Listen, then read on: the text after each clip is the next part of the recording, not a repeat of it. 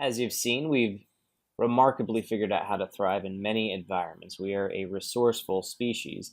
And it's important to note that the groups in the previous video have some of the lowest rates of chronic disease in the entire world. And it should make us understand that dying from our leading causes of death shouldn't be considered a normal way to go. So heart disease, diabetes, cancer, arthritis, dementia.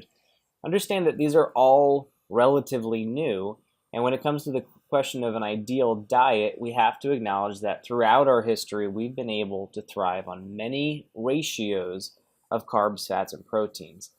Yet, many of our fad diets today are structured around particular ratios. They want us to eat a certain way.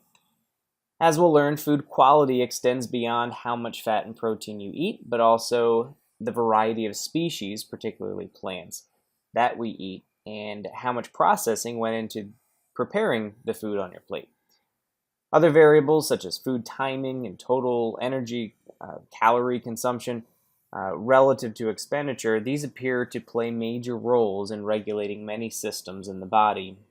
Back in the 80s, Karen O'Day's research looked at what happens when you take overweight, pre-diabetic, hypertensive Aborigines living in an Australian city and you make them go back and live on the land like their ancestors had. And after just a few weeks, their cardiometabolic issues are completely reversed, and this has since been replicated with many indigenous groups who shift from diets of whole foods to industrialized Western diets and back.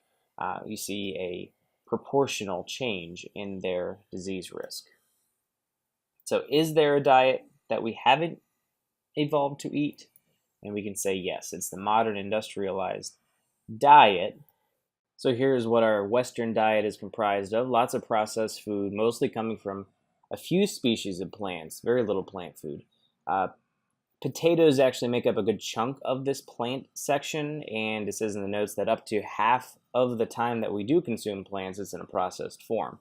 So overall, this looks to be a recipe for chronic disease development, and we certainly see it. In fact, there are over 84 million pre-diabetics in the United States. If you do the math, that's about the amount of Catholics and Methodists in the U.S. combined.